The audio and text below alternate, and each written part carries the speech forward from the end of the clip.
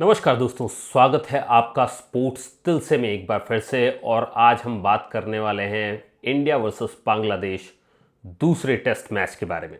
पहला test match जहां पूरी तरीके से रविचंद्रन अश्विन के इनिंग्स पे डिपेंड कर रहा था। पहला मैच जो कि बिल्कुल बदल गया, जहां एक तरफ बैट्समैन प्रेशर में थे, वहीं रविचंद्रन अश्विन और जडेजा ने आकर के जिस तरीके से निकाला और उनकी जो निर्णायक पारियां थी उस पे उन भरोसेमंद पारियों पे डिपेंडेंट था। उससे ठीक उलट यहाँ पूरी टीम का एफर्ट देखने को मिला दूसरे मैच में। तो आज हम बात करेंगे दूसरे मैच के बारे में। दूसरा मैच अगर आप कहो तो ये बहुत सारी लड़ाइयाँ एक साथ चल रही थी। एक तरफ तो इंडिया वर्सेस बांग्लादेश, दूसरी तरफ जो मौसम के हाल थे, और उसके बाद वो कंडीशन की पता नहीं ग्राउंड किस तरीके से बिहेव करेगा। तो जी हाँ, इन सभी लड़ाइयों के बीच में काल के मुंह से जीत खींच के लाई है रोहित शर्मा की टीम। तो उसी के बारे में आज हम बात करेंगे। पहले तो इसमें कई सारी ऐसी चीज़ें थी जो कि आप सोच नहीं सकते हो या बहुत से लोग प्रेडिक्ट नहीं कर सकते। एक नया कप्तान इस तरीके से डिसीजंस लेगा, कोई भी नहीं सोच सकता है। तो कुछ रिस्की डिसीजंस आप कह सकते हो उस तरीके के कि अगर वो पलट जाते हैं, अगर रिजल्ट फेवर में नहीं आता, तो शायद रोहित शर्मा को हम कह रहे होते हैं कि ये क्या कर दिया, ये नहीं करना था। लेकिन वो सारे दाव जो रोहित शर्मा ने खेले वो सब उनके पक्ष में गिरे हैं। जैसे कि पहले तो टॉस जीतना और बॉलिंग करने का डिसीजन लेना। स्टैट्स के हिसाब से सदियों में ये पहली बार हो रहा था कि किसी ने ये डिसीजन लिया हो और वो उसके फेवर में गया हो। लेकिन फेवर आप इसे कैसे कहेंगे जब दूसरे और तीसरे दिन का खेल नहीं हुआ, बल्कि पहले दिन का भी खेल आधा ही रह गया हो। जी हाँ, तो पहले जब बैटिंग करने के लिए बांग्लादेश की टीम को बुलाया गया और पहले दिन इन्होंने 107 पे इनके 3 विकेट गिरा लिए, उसके बाद जो बारिश हुई वो 2.5 दिन तक चलती रही है, बिल्कुल खेल नहीं होने दिया है और चाह के भी कोई कुछ नहीं कर सकता था। ऐसा लग रहा था कि मौसम ने जिद की है कि इस मैच का रिजल्ट नहीं आने देंगे और ये मैच ड्रॉ होगा। लेकिन रोहित शर्मा का भी यही कहना था कि मौसम को भी जिद है, जहां मैच रिजल्ट पे बिजलियां गिराने की, हमें भी जिद है बांग्लादेश की टीम की गिल्लियां उड़ाने की। और बिल्कुल उसी तैयारी से जब चौथे दिन उतरी है टीम, इंडियन टीम ग्राउंड में, तो बिल्कुल उसी तैयारी से उतरी है। अब मैं चौथे दिन के लिए जो तैयारी की थी रोहित शर्मा ने और अपनी टीम मेंबर्स को बोला था कि भाई दूसरा और तीसरा दिन जा चुका है, तो जाहिर सी बात है हमें सारा बदला लेना होगा इस चौथे दिन से। और चौथा दिन बांग्लादेश की टीम के लिए उनका चौथा बन के आया, क्योंकि रोहित शर्मा की पूरी प्लानिंग थी उस दिन कि आज इन्हें ऑल आउट भी करेंगे, इनको लीड भी देंगे और उसके बाद दूसरी बारी भी इनको आज ही खिलाएंगे।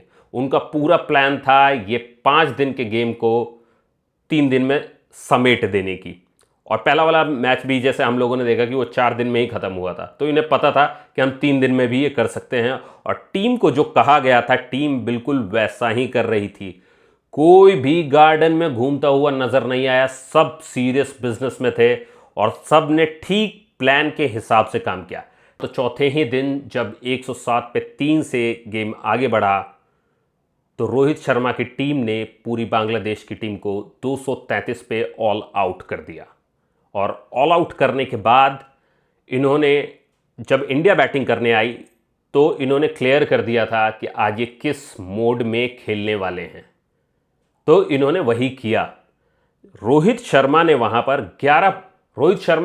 11 बॉल में 23 रन बनाए हैं, जो कि काबिले तारीफ था। और जब आपका कैप्टन इस तरीके से खेल रहा हो तो पूरी टीम को पता होता है कि जो प्लान बताया गया है वो कहीं से भी मजाक में लेने वाला नहीं है, हम बहुत सीरियस हैं उस प्लान को लेकर के। और उसके बाद पूरी इंडियन टीम ने बांग्लादेशी बॉलिंग लाइनअप को ढेर कर दिया है। 285 रन मारे हैं 34.4 ओवर्स में। लग ही नहीं रहा था कि हम वहां पर टेस्ट खेल रहे हैं, ये वनडे या T20 जैसा गेम लग रहा था, क्योंकि पहली बार ये ऐसा हो रहा था कि इतनी तेज खेला जा रहा था जैसे कि हमारे पास टाइम ही नहीं है। कहते हैं ना, we played like there is no tomorrow. तो वो वाली बात थी। 285 रन बनाने के बाद जैसे ही 9वां विकेट गिरा, उसी समय 10वें का इंतजार ना करते हुए रोहित शर्मा ने पारी डिक्लेयर कर दी। इसमें जो रोहित शर्मा ने बनाया 11 बॉल में 23 रन, वो तो काबिल तारीफ था ही। उसके अलावा जायसवाल ने 51 बॉल में 72 और 43 बॉल में 68 बनाए केएल राहुल ने। कोहली भी कहीं पीछे नहीं थे, 35 बॉल में 47 रन बनाए उन्होंने। और इन सब के जो महत्वपूर्ण योगदान थे, उसने तय किया कि हमारा स्कोर 285 होगा, हमारे पास लीड होगी 52 रन की, 52 रन की लीड दी। और उसके बाद बांग्लादेश की टीम को उस दिन खेलने के लिए बुला लिया, क्योंकि पता था अगर आज हम इनके 2 विकेट गिरा देते हैं, 3 विकेट गिरा देते हैं, तो कल का दिन आसान हो जाएगा। और वही हुआ भी।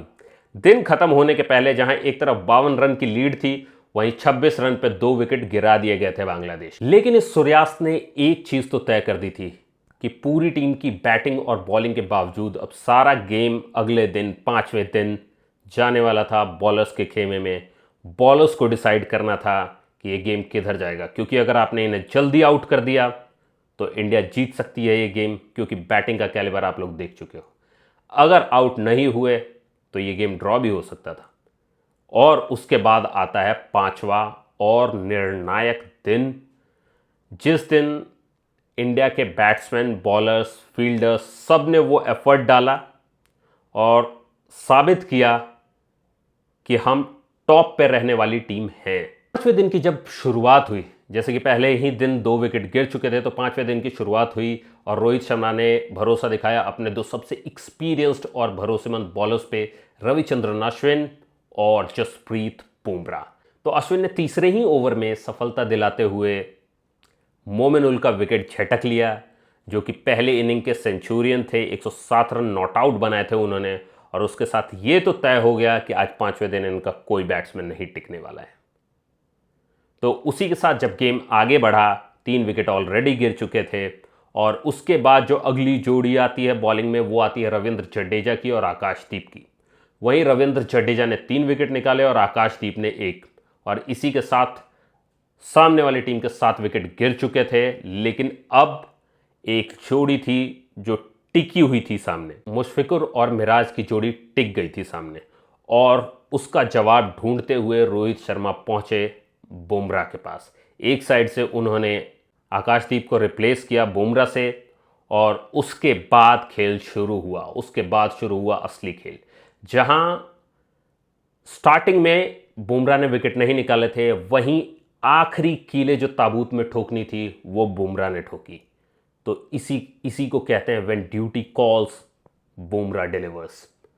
और वहां बुमराह ने डिलीवरी दी, ऐसी डिलीवरी दी कि पूरे 3 विकेट वो अकेले लेके गए और बांग्लादेश की टीम 146 पे ऑल आउट हो गई। अब इंडिया के पास जो टारगेट था वो था 95 रन्स का, और हमारे पास दिन में करीब 40 ओवर पड़े हुए थे। तो जाहिर सी बात है, तो ये सोचने वाली बात ही नहीं थी कि ये चेज नहीं हो सकता है। जहां आपके पास 2 के करीब का एवरेज चाहिए हो, 2 पॉइंट समथिंग का, तो उसमें सोचने वाली बात नहीं है कि जिस टीम ने 34-35 ओवर में 285 मारे हो वो नहीं बना पाएगी। बस इतना है कि आते हुए जो टेम्पो सेट किया रोहित ने और जायसवाल ने, वो देखने लायक था। जायसवाल ने इसमें भी 51 रन बनाए 45 बॉल्स में, और उनका साथ दिया मेनली कोहली ने, जिन्होंने 37 बॉल में 29 रन बनाए। और बड़ी ही आसानी से जायसवाल बहुत अच्छे फॉर्म में दिख रहे थे, और 50 बनाने के बाद वो आउट हो गए। जस्ट विनिंग रन हिट नहीं कर पाए, 3 रन रहते वो आउट हो गए। लेकिन वो 3 रन हिट करने के लिए आए पंत, और उन्होंने चौके के साथ इंडिया को मैच जिता दिया। बहुत एक्साइटिंग मैच था, मैच में सब कुछ था। मैच में अगर बात करें तो जो रोहित शर्मा और सिराज ने कैच पकड़े, बेहतरीन कैचेस, बहुत ही बेहतरीन फील्डिंग हुई, बहुत बेहतरीन बॉलिंग हुई, बहुत बेहतरीन बैटिंग हुई, अमेजिंग। मतलब आप एक तरीके से कह सकते हो कि 3 दिन भी नहीं, 2 दिन में, क्योंकि पहले दिन का भी गेम आधा ही हुआ था और आखिरी दिन का भी गेम आधा ही हुआ है। एक तरीके से 2 दिन में ये गेम खत्म हुआ है। जहां पहला टेस्ट मैच खत्म होने में 4 दिन लगे थे, दूसरा टेस्ट मैच सिर्फ 2 दिन में निपटा दिया गया है, क्योंकि टाइम ही इतना था। और जब टाइम इतना होता है तो शर्मा जी का लड़का सुपरमैन बन जाता है। तो बस वही हुआ है। खैर, अब स्टैट्स की अगर हम बात करें तो अगर हम पहले इनिंग की बात करें जो बांग्लादेश ने खेली, तो वहां पर बेस्ट स्कोर तो रहा मोमिनुल का ही, 107 रन की नॉट आउट पारी, और उसमें भी 3 विकेट लिए थे बुमराह ने। सिराज, अश्विन और आकाशदीप ने 2-2 विकेट लिए थे और 1 विकेट लिया था जडेजा ने। जब इंडियन टीम की बैटिंग आई तो 72 रन बनाए थे जायसवाल ने और 68 रन बनाए थे केएल राहुल ने। बहुत फास्ट इनिंग्स थी। 141 का स्ट्राइक रेट था जायसवाल का और केएल राहुल 158 के स्ट्राइक रेट से खेल रहे थे। तो मतलब आप कह सकते हो कि बहुत हद तक इनका इम्पॉर्टेंट कंट्रीब्यूशन था इन लोगों का।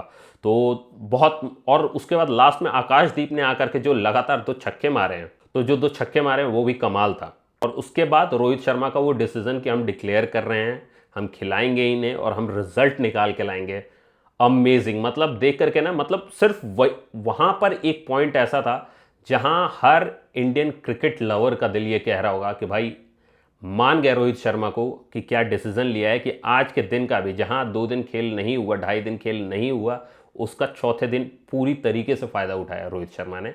रोहित शर्मा को पता है कि मेरी टीम में इतना कैलिबर है, जहां जायसवाल, गिल और बेंच पे जो लड़के हैं, अभिषेक शर्मा, ऋतुराज गायकवाड़, मतलब स्ट्रेंथ इतनी है अभी टीम में कि हम इस तरीके से खेल सकते हैं, ये रिस्क ले सकते हैं। और ऑलरेडी जब आप 1 अप होते हो ना, 1-0 पे होते हो, तो रिस्क का फैक्टर आपके दिमाग में चलता है कि ठीक है, हम यहाँ से लूज नहीं कर सकते।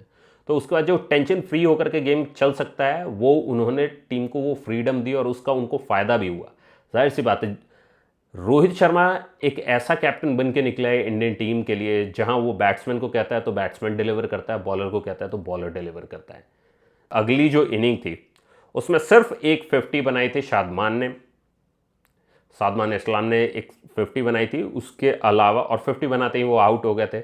उसके अलावा उनकी पूरी टीम में कोई नहीं टिका। जहां एक तरफ इंडिया खेल रही थी 100 के स्ट्राइक रेट पे, 120 के स्ट्राइक रेट पे, इनकी पूरी टीम में कोई 70 क्रॉस नहीं कर पाया। तो उस तरीके से ये लोग खेल रहे थे।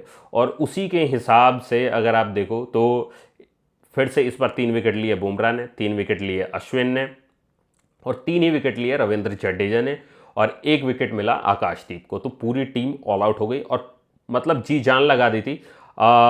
अगर आप देखो तो सिराज की भी बॉलिंग काफ़ी इफेक्टिव थी और आप कह सकते हो it was just not his day, और इसीलिए उनको विकेट नहीं मिला। नहीं तो सिराज का पोटेंशियल हम लोग इसी बात से समझ सकते हैं कि अगर उन्हें सही साथ मिले, अगर बुमराह का सही साथ मिले, उस तरीके का अगर पिच उनको सपोर्टिंग मिल गई, तो जिस दिन और कोई नहीं चलेगा उस दिन सिराज चलेगा।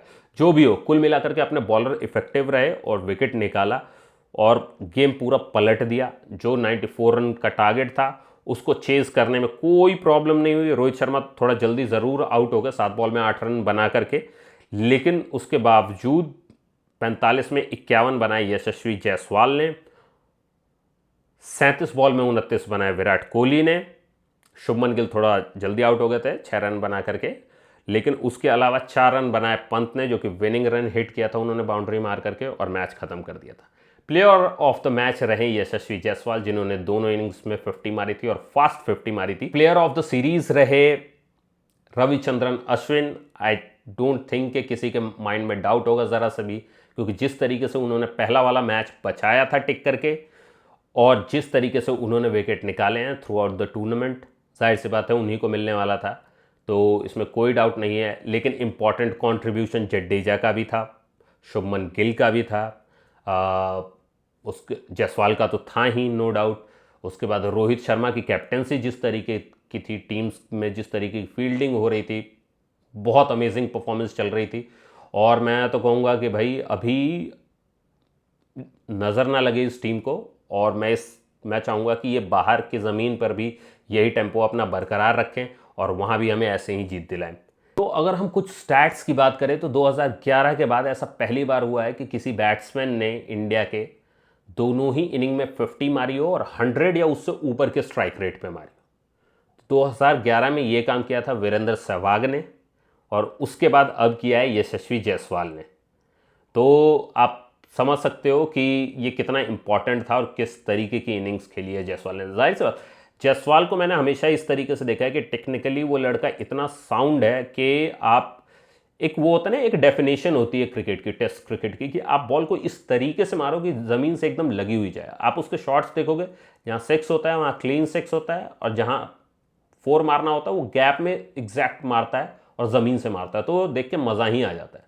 तो जाहिर सी बात है, टीम में और भी प्लेयर्स हैं, बहुत सारे प्लेयर्स हैं जो हिटर्स हैं और बहुत सारे अच्छा टैलेंट है, लेकिन जायसवाल उन सब में एक अलग तरीके का नगीना है। और मैं कहता हूँ कि जायसवाल का टीम में रहना बहुत ज़रूरी है और एक लंबे समय तक रहना ज़रूरी है। किसी भी फॉर्मेट में धूम मचा देने वाला लड़का है। हाँ, ये है कि मैं कहूँगा कि टीम में एक्सपीरियंस की ज़रूरत होती है। रोहित शर्मा और विराट कोहली को कोई रिप्लेस नहीं कर सकता है, बट यही वो दो पिलर्स हैं जो हमारे बैट्समैन को, हमारे नए आने वाले बैट्समैन जैसे जायसवाल हैं, गिल हैं, ऋतुराज गायकवाड़ हैं, केएल राहुल हैं, इन सबको यही हैं जो ट्रेनिंग दे सकते हैं, यही है जो बाहर के पिचेस की कंडीशन समझा सकते हैं। तो यही हैं आपके वो पिलर्स जो सबको समझा सकते हैं। लेकिन जायसवाल भाई अनकम्पेरेबल है, उसको किसी से कंपेयर नहीं किया जा सकता है, बहुत बहुत ज़बरदस्त। और वहीं मैं बात करूँगा कि जसप्रीत बुमराह भाई, हम लोग लकी हैं कि हमारे पास एक ऐसा बॉलर है। उसके अलावा मैं अभी दूर दूर तक उसके टक्कर का बॉलर नहीं देखता हूँ। नो डाउट कि सिराज में टैलेंट है, आकाशदीप में टैलेंट है, समी भाई थे ही जो कि मतलब गज़ब की बॉलिंग कर ही रहे थे, लेकिन उसके बावजूद मैं कहूँगा कि जसप्रीत बुमराह अकेले इंडियन बॉलिंग को लीड करता है।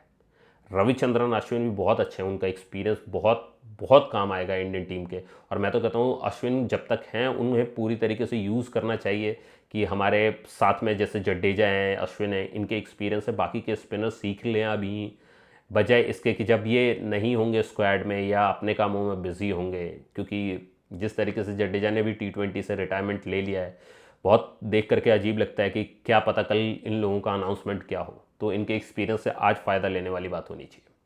पहले तो मैंने आप लोगों को बता ही दिया कि यशस्वी जायसवाल की जो इनिंग थी 100% स्ट्राइक रेट से ऊपर की, वो तो वन ऑफ द रिकॉर्ड्स हैं ही और बहुत अमेजिंग है।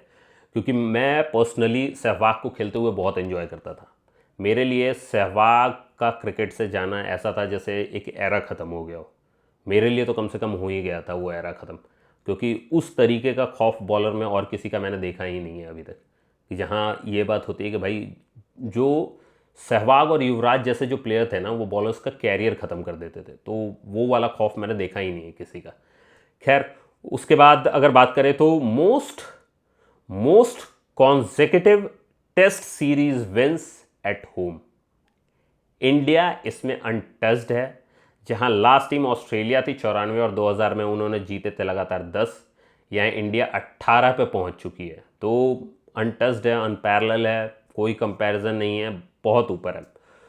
अब जो मोस्ट टेस्ट विंस है, लास्ट टाइम भी बात हो रही थी इसके बारे में, कमेंटेटर्स भी बात कर रहे थे कि अब इंडिया जो है वो ज़्यादा विन परसेंटेज बढ़ता जा रहा है, और अब मोस्ट टेस्ट विंस जो हैं उसकी लिस्ट में इंडिया टॉप 5 में आ चुका है।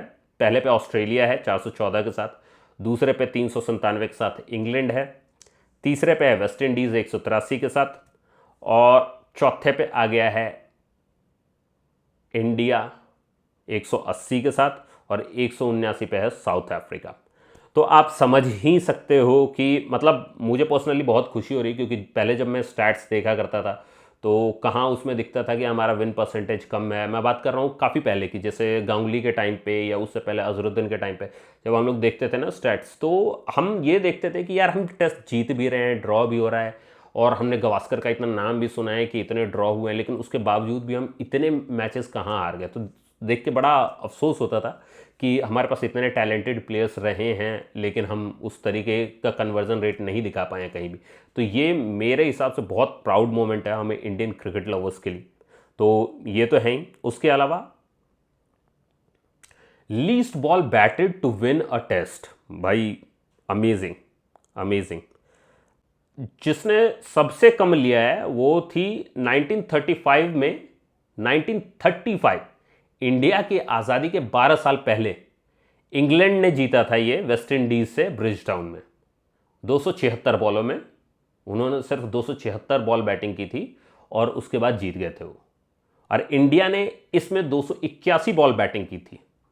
अब आप सोच ही सकते हो कि सिर्फ 281 बॉल बैटिंग की है, दूसरे इनिंग में 95 भी बनाए हैं, और पहले इनिंग वाला अगर आप देखो 95 बल्कि 98 भी बनाए दूसरे इनिंग में, और पहले में 285 बनाए और बॉल लिए सिर्फ 281। तो आप सोच सकते हो कितनी फास्ट बैटिंग हुई है। तो ये अपने आप में एक गजब का रिकॉर्ड है। और किसी भी टेस्ट टीम के द्वारा जो हाईएस्ट रन रेट है दोनों इनिंग मिला करके, उसमें इंडिया अब टॉप पे है। इससे बेहतरीन एवरेज अभी तक किसी ने मेंटेन नहीं की है, और हमने जो दोनों इनिंग मिला करके जो एवरेज दिया है वो 7.36 का दिया है, और ये बेस्ट है हिस्ट्री में कि इस एवरेज से किसी ने बैटिंग नहीं की। As a captain Rohit Sharma जो कर रहे हैं वो मतलब अलग लेवल का है, अपने डिसीजन ले रहे हैं। अगर आप ट्रू लीडरशिप कहो ना, तो यही होती है ट्रू लीडरशिप, जब आप डिसीजन खुद लेना शुरू करते हो, जब आप किसी की तरफ देखते नहीं हो मुंह उठा करके कि हाँ यार इस सिचुएशन में वो कैसा करते। जैसे मैं अगर धोनी की ही बात करूँ तो धोनी होते तो उनका अपना माइंडसेट था, वो अपने तरीके से खेलते थे, लेकिन रोहित शर्मा अपने तरीके से खेल रहे हैं। और कई ऐसे डिसीजन हैं, जैसे कि जब जब हम T20 वर्ल्ड कप हमने जीता है, तो जो डिसीजन उन्होंने पिच को देख करके लिया था, और मैं पहले भी ये बात कह चुका हूँ कि जब 30 बॉल में 30 रन चाहिए थे ना, तो मुझे किसी बॉलर का भरोसा नहीं था, मुझे सिर्फ रोहित शर्मा का भरोसा था कि ये बंदा यहाँ तक लेके आया तो निकलवा देगा। तो वो हुआ भी। अब उसी तरीके से मैं बात कह रहा हूँ कि रोहित शर्मा से बस मुझे यही एक शिकायत है कि वो ओपनिंग आ रहे हैं हर जगह, वनडे में भी और टेस्ट में भी, और T20 तो अब उन्होंने छोड़ ही दिया है, लेकिन वो ओपनिंग कर रहे थे टीम के लिए, टीम को लीड कर रहे थे, एग्जाम्पल सेट कर रहे थे। मतलब इसे कहते हैं जब आप पर्सनल बेनिफिट्स नहीं देखते हो, जब आप ये नहीं देखते हो कि यार मेरी सेंचुरी होनी ज़रूरी है, मैं ज़्यादा रन बनाऊँ। लेकिन मैं कहूँगा कि थोड़ा सा ना इस चीज़ पे मतलब एक अफसोस होता है यार कि हिटमैन को जिस तरीके से हम मारते हुए देख रहे थे ना, हिटमैन को एक लंबी पारी बनानी चाहिए। हिटमैन जिस तरीके से खेल रहा है अभी एक हिटमैन बन करके कि वो सिर्फ तेज़ खेल रहा है, मैं कहूँगा कि हिटमैन को थोड़ा सा अगर वो रुकेगा भी ना क्रीज पे, तो सामने वालों में वही खौफ बैठेगा जो सहवाग के टाइम पे बैठा करता था कि भाई अभी हिटमैन क्रीज पे है, अगर इधर उधर हुई और स्ट्राइक चेंज हुई तो बहुत मारेगा। तो मैं कहूँगा कि हिटमैन को थोड़ा सा मतलब अगर स्ट्राइक रेट आपका जा रहा है 150 पे 200 पे, तो उसको 190 पे कर लो, 150 का 145 कर लो, लेकिन कुछ बॉल और टिको तो मज़ा आएगा। तो मेरी तो यही रिक्वेस्ट है अपने दोनों एक्सपीरियंस्ड प्लेयर से। देखो किंग को हम किंग क्यों कहते हैं, king Kohli the run machine, मतलब जो भी कहा जाता है विराट कोहली का, बहुत लंबे समय तक मैं ये बात कहता आया हूँ कि जो प्रॉपर क्रिकेटिंग शॉट्स अगर कोई टीम में खेल रहा था, एक बीच का एरा आया जो सचिन के बाद का एरा आप कह सकते हो, वहाँ पर कोई अगर प्रॉपर क्रिकेटिंग शॉट्स खेलता था तो वो कोहली था। और मैं जस्ट कोहली से यही एक्सपेक्ट करता हूँ कि कोहली है टीम में, रोहित है टीम में, तो आप भरोसा कर सकते हो कि हाँ वो कहीं से भी मैच निकाल सकते हैं। और मैं कोहली को वैसा ही एग्रेसिव देखना चाहूँगा। देखो अब cricket is a gentleman's game, और अब कोहली को ना इस तरीके से जेंटलमैन होता हुआ देख करके, विदाउट एग्रेशन देख करके ना थोड़ा अजीब लगता है, नेचुरल फील नहीं होता है। तो मैं चाहूँगा कि कोहली उसी एग्रेशन में खेले, रोहित शर्मा थोड़ा और टिके। बस ये एक छोटी सी आप कह सकते हो कि मेरी तरफ से शिकायत कह लो, गुस्सा कह लो, या ये कह लो कि एक फ़ैन की ख्वाहिश कह लो कि हम चाहते हैं कि इस तरीके से वो खेले, मज़ा आ जाएगा देख करके। अब बात करते हैं जो T20 सीरीज़ होने वाली है। जाहिर सी बात है अब वहाँ पर कोहली और रोहित तो होंगे नहीं, जडेजा होगा नहीं, तो भाई अपने तीनों जो लेजेंड्स हैं वो तो रेस्ट कर रहे होंगे। लेकिन उसके अलावा जो टीम है, captain Surya Kumar Yadav, Abhishek Sharma, Sanju Samson wicket keeper, Rinku Singh, Hardik Pandya, Riyan Parag, Nitish Kumar Reddy, Shivam Dube, Washington Sundar, Ravi Bishnoi, Varun Chakravarthy, Jitesh Sharma another wicket keeper, Arshdeep Singh, Harshit Rana, Mayank Yadav. भाई इस टीम को देख करके ऐसा लग रहा है कि भाई एक तो क्या हार्दिक पांड्या लगता है अब टेस्ट में नहीं देखने को मिलेगा हमें, और मतलब अच्छा भी डिसीजन हो सकता है, लेकिन हार्दिक पांड्या यार वर्ल्ड लेवल का ऑलराउंडर है, आप इस तरीके से अगर करोगे तो मतलब अच्छा नहीं है, उसके कैरियर के लिए भी अच्छा नहीं है, और उसका बेनिफिट हो सकता है हमें कई जगह। हालांकि जब रोहित शर्मा को चाहिए होगा वो ज़रूर मांग लेंगे और मज़ा भी आएगा उसमें, देखते हैं क्या होता है। उसके अलावा अगर मैं बात करूँ तो शिवम दुबे हैं, अभिषेक शर्मा हैं, रिंकू हैं, ऋतुराज गायकवाड़ नहीं दिख रहे हैं इसमें। मतलब जिस तरीके की वो परफॉर्मेंस दे रहे हैं मेरे ख्याल में तो उन्हें होना ही चाहिए था, लेकिन पता नहीं क्यों इसमें दिख नहीं रहे हैं।